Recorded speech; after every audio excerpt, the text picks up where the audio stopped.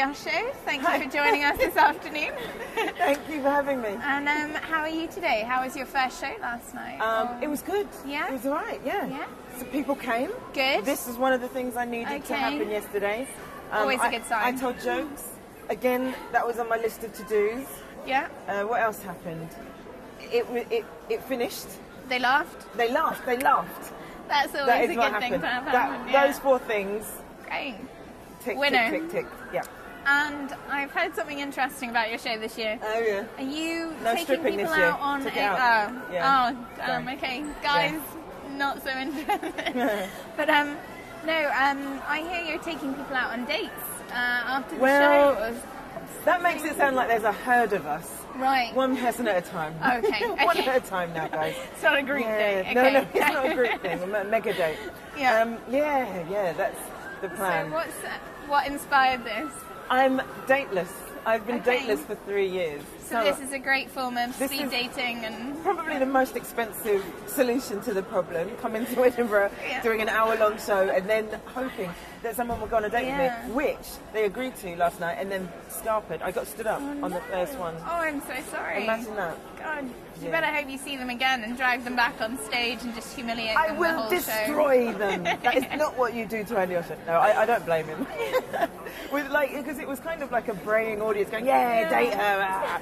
So he probably felt like this is not what I wanted out of this show. I just need to see the show. With my girlfriend. Yeah, exactly. No, he did say he was single. Oh, okay. Well, there you go. How do you select?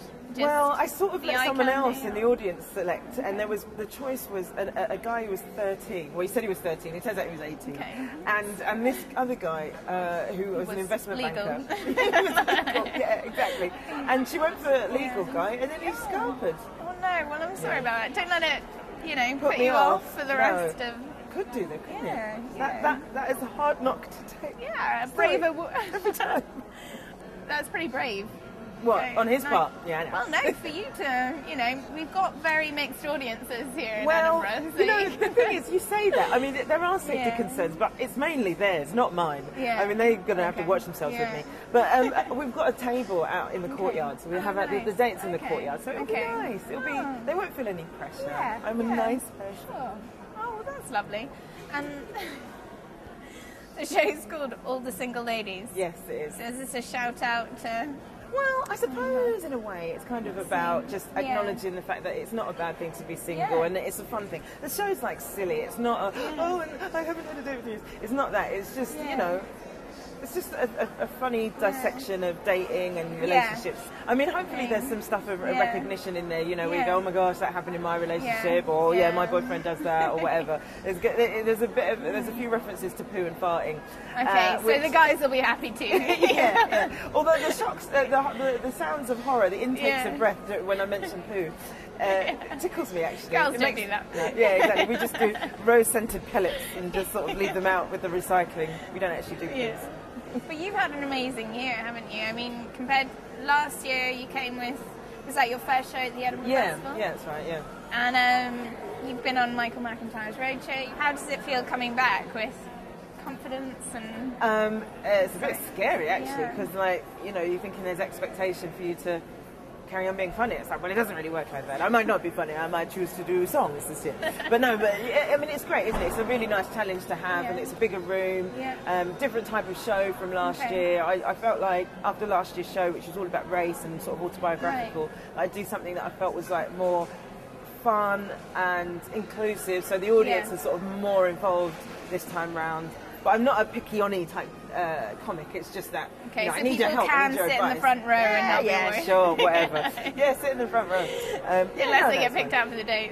Well, that's it. But I think hopefully, the word will get round that that's what's happening, so that they know that when I ask if there's any single guys in, don't say yes unless you're prepared to go on a date with me.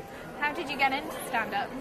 What did I do? I did, I was an actor before, and I still do that, but it was more of a necessity meets opportunity. Okay. So I wasn't working really very much, and I just thought, gosh, I want to be performing, I want to be doing something. I've always wanted to do stand-up, and I thought, well, this is it then. Yeah. This is me being tired of being on a reception desk, you know, because that's most actors spend a lot of time answering phones and waitressing, all that sort of stuff.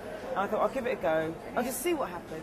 It's gone pretty well, considering it was just give it a go, kind of. It's gone all right. No, I'm happy. And do you feel like your acting experience, that must have helped feeling confidence on stage? Because otherwise, I imagine doing your first stand-up show must be quite nerve-wracking.